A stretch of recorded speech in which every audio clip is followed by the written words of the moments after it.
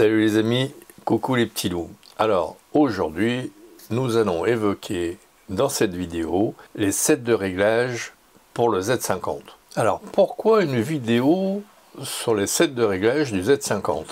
Eh bien tout simplement parce que comme tout le monde, j'ai bataillé pour trouver les justes réglages pour mon Z50 en photo et en vidéo. Alors il y a une petite restriction sur le Z50.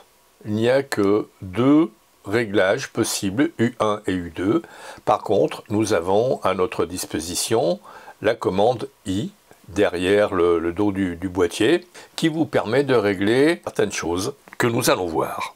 Alors, les boutons U sont relativement faciles à gérer dans la mesure où, comme nous pouvons le voir ici, vous faites vos réglages. Vous pouvez le voir ici.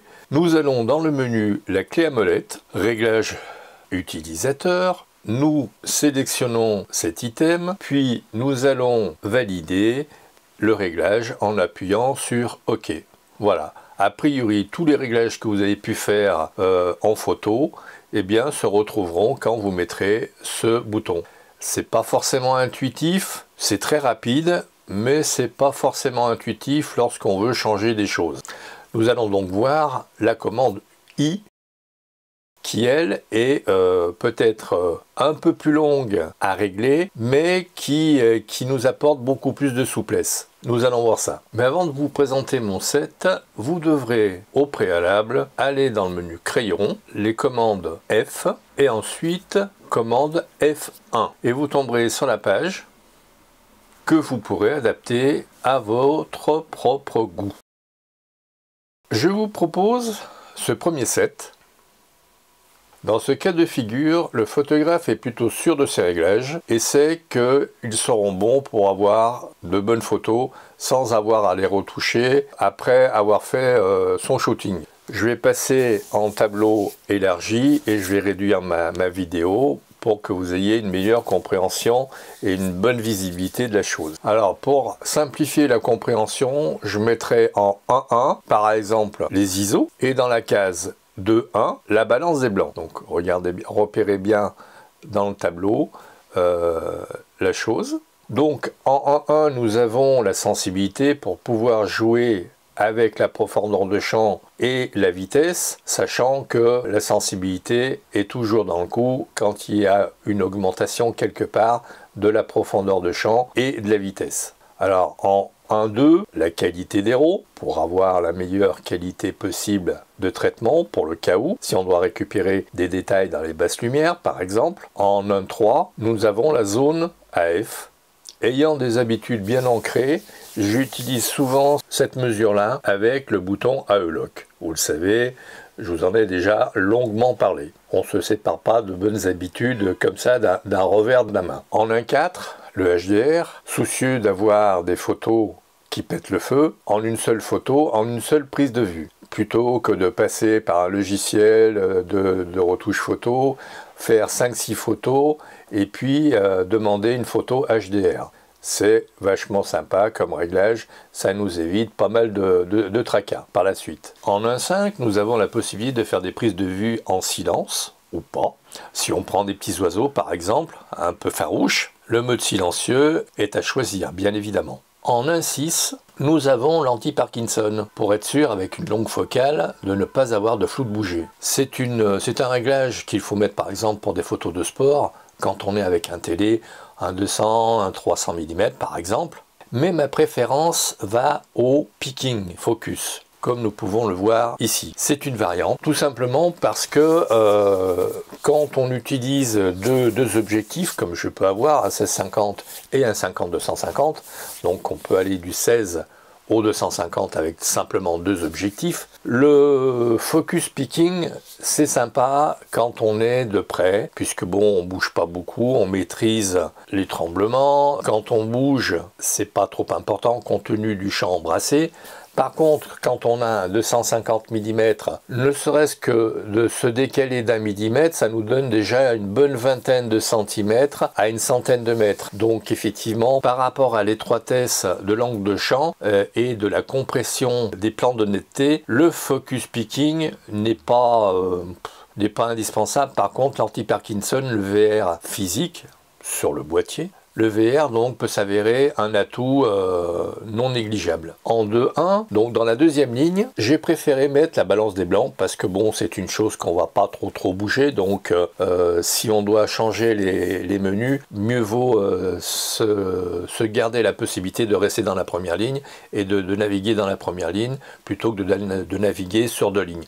Donc on va dire, on met en deuxième ligne, enfin j'ai mis en deuxième ligne les réglages qui sont plus ou moins stables, à savoir donc la balance des blancs, en 2.2 la réduction du bruit, en 2.3 la réduction du bruit ISO. On ne sait jamais si on monte en ISO, bien là on est tranquille, nous aurons toujours une correction. En 2.4 le daylighting actif en normal. Pourquoi? Tout simplement pour éviter les écarts et pour ne pas perdre de détails dans les basses et dans les hautes lumières et donc avoir un spectre basse et haute lumière le plus large possible. D'ailleurs, je vous mets un lien pour aller sur le site Nikon qui vous explique un peu la chose. 2.5, l'espace Adobe, puisque c'est le plus large possible pour avoir le plus grand nombre de nuances possibles dans les couleurs. Et enfin, la matricielle, parce qu'à la limite, c'est une mesure qui va bien pour tout. C'est pour le tout venant. On peut faire aussi bien du portrait avec le petit bouton AE Lock que du paysage tranquillou. Ici, dans ce premier set de réglage, j'ai joué sur la qualité des photos avant tout, et à tout prix, pour m'éviter des heures de retouche en post-production. Parfois, on a d'autres chats à fouetter que de faire de la post-production, même si ça peut être intéressant, même si l'on va au bout de notre prise de vue. Pouvoir s'éviter ce type de contraintes peut parfois inventer un avantage précieux. Et puis surtout, si on n'a pas un écran que je calibre tous les mois, surtout qu'avec un écran, il peut y avoir des dérives colorimétriques. Donc la sécurité avant tout et la rapidité avant tout. J'aurais pu mettre en première ligne l'anti-Parkinson ou l'obturateur sur le premier rideau. C'est un réglage expert aussi. À vous de voir lequel vous intéresse le plus de maîtriser. Dans ce deuxième set de réglages, nous avons des choses légèrement différentes. Dans ces réglages-ci, le photographe, comment dire, est soit un petit peu un touche-à-tout, soit débute, soit ne sait pas trop ce qu'il va avoir comme situation à prendre en photo. Il joue la sécurité et la polyvalence. Donc bien évidemment, en premier la sensibilité. Là j'ai mis 100 ISO parce que bon, pour les tenants du grain le plus fin possible, mais naturellement on peut changer, on peut passer à 1600 compte tenu que le boîtier monte à quand même 51 200 ISO avec du grain certes, mais à 1600 on n'a pas de grain, il n'y a pas de problème. En deuxième, bien évidemment, en 1.2, toujours pareil, la qualité en RAW et avec des JPEG, tant qu'à faire, pour éviter les grosses galères. Surtout que là, a priori, le photographe est dans un endroit qu'il ne maîtrise pas trop, il doit donner des photos, donc il faut qu'il soit rapide et polyvalent. Donc là, on évite les grosses galères dues à des changements de décor. Et puis le 1.3, c'est pour quand on ne maîtrise pas son environnement, par exemple, on est à une soirée, vous êtes un photographe invité à une soirée, il y a des gens qui vont être devant un buffet, le buffet, la table, les nappes sont blanches, on se déplace, on passe à un autre plan, on a un fond noir, vous voyez ce que je veux dire? Donc là, les possibilités de mise au point sont légèrement différentes, donc ça nous permet de pallier tout problème. En 1.4, l'espace colorimétrique, alors là, on va dire c'est le petit jeune qui veut pas s'emmerder, ou c'est la personne qui débute, ou c'est le photographe professionnel qui veut pas s'enquiquiner, qui met en JPEG parce qu'il doit donner ses photos le plus rapidement possible. Bien évidemment avec la possibilité de passer en Adobe, c'est évident. Alors pareil, le HDR on le met en sourdine parce qu'effectivement quand on est dans une soirée ou qu'on doit faire des photos dans des cadres complètement différents, le HDR c'est plutôt réservé à de beaux portraits posés ou à des paysages. Donc là, le HDR on le met en sourdine. En 1.6, par contre,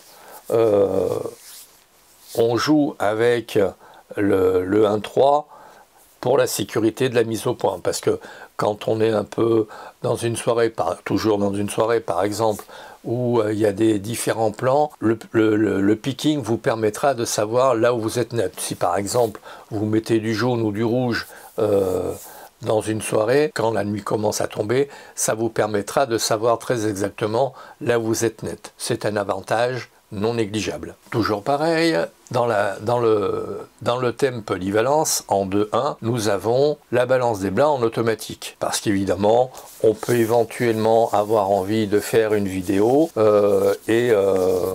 ou de faire une photo avec des sources lumineuses un peu différentes. Donc là, on joue la sécurité. Le 2.2, qui va bien avec le 1.4, pour justement donner des photos très rapidement, ou des épreuves, ou donner des épreuves très rapidement. En 2.3, toujours dans la même perspective de faire des photos à droite à gauche, avoir des environnements différents. La matricielle, pour avoir des photos d'ambiance. 2.4.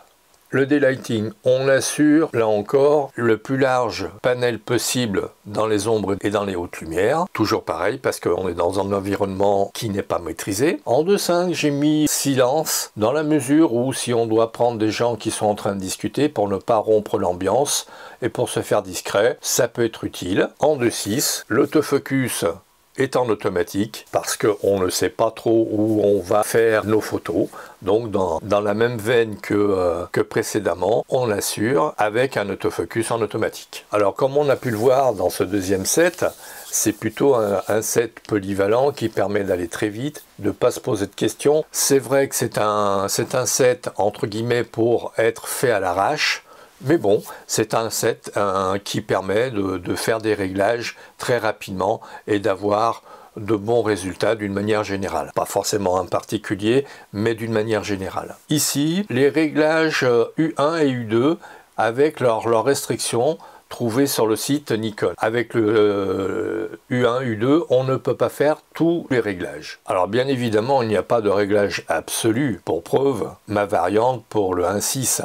Alors, dites-moi dans les commentaires si cette vidéo vous a plu et si éventuellement vous souhaiteriez avoir d'autres sets pour des situations particulières, photos de sport, etc., etc. Faites de belles photos, à très vite et puis merci de votre écoute.